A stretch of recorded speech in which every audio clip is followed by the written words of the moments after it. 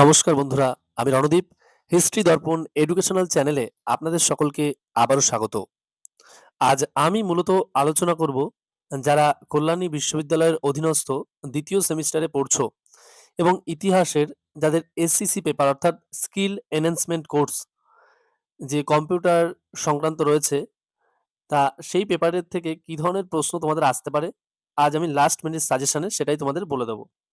আর এই সাজেশন তোমরা যদি ফলো করে যাও, আশা করি তোমরা অধিকাংশ প্রশ্ন এখান থেকে কিন্তু পেয়ে যাবে। আর প্রথমেই বলি, তুমি যদি আমাদের এই চ্যানেলে নতুন হয়ে থাকো, অবশ্যই চ্যানেলটিকে সাবস্ক্রাইব করে বেল আইকন প্রেস করে রাখবে এবং বন্ধু-বান্ধবদের মাঝেও অবশ্যই শেয়ার করে দেবে। আর ভিডিওটি সম্পূর্ণ দেখবে, তাহলে আশা করি দ্বিতীয় সেমিস্টারে তুমি যে পরীক্ষা দিতে চলেছো ইতিহাসের এসএসসি পেপার, তাহলে কিন্তু খুব ভালোভাবে তুমি কিন্তু একটা নাম্বার ওখানে কিন্তু পাবে। তাহলে আর কথা না বাড়িয়ে শুরু করা যাক আজকের প্রথম প্রশ্ন।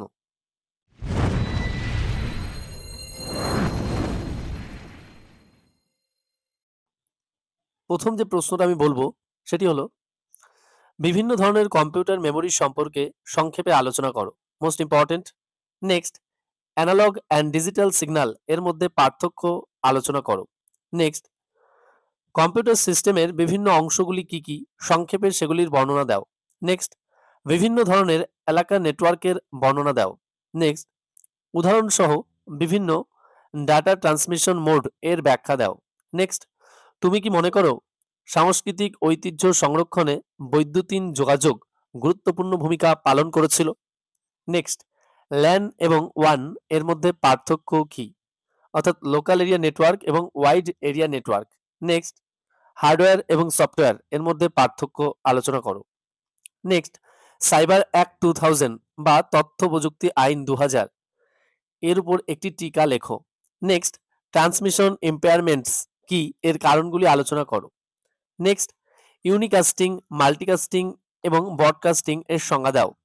নেক্সট, বাস টপোলজি কি, এর উপযোগিতা ও সীমাবদ্ধতা উল্লেখ করো। নেক্সট, ডিজিটাল যোগাযোগ কিভাবে রাষ্ট্রকে কোভিড-19 মোকাবিলায় সাহায্য করেছিল আলোচনা করো। নেক্সট, এসএমটিপি এর কার্যকারিতা সম্পর্কে আলোচনা করো। নেক্সট, রম ও র্যাম এর পার্থক্য লেখো।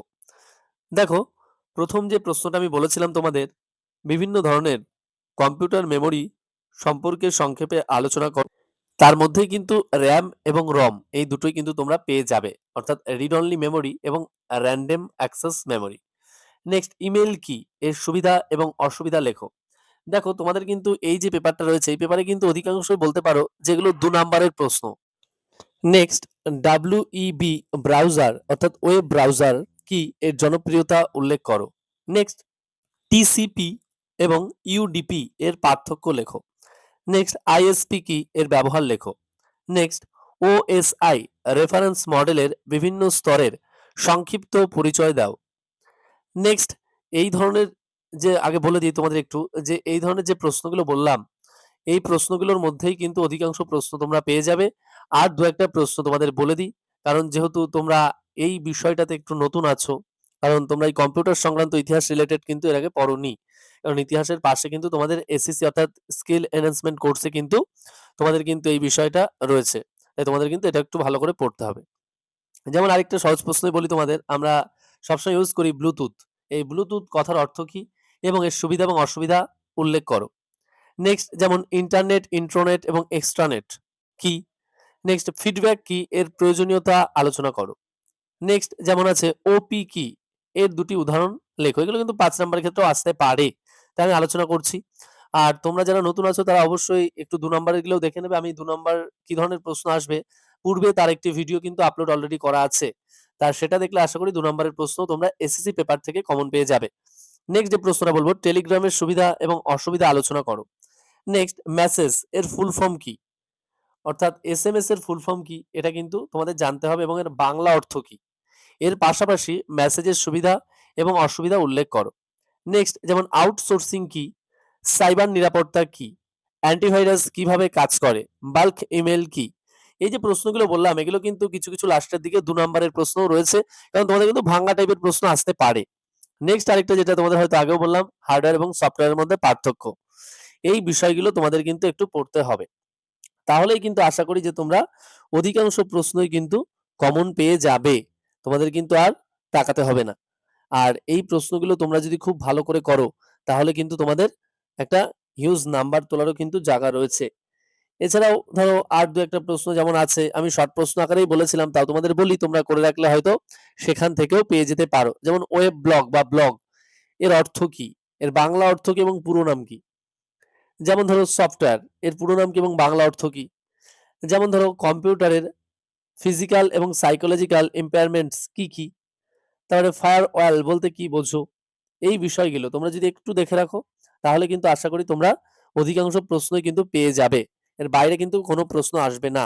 আর যাদের ২ নাম্বারের জন্য একটু অসুবিধা হচ্ছে, তারা অবশ্যই আমার পূর্বে কিন্তু একটি ভিডিও দেয়া রয়েছে। সেখান থেকে তোমরা ২ নাম্বারের প্রশ্নগুলো একটু দেখে নিও।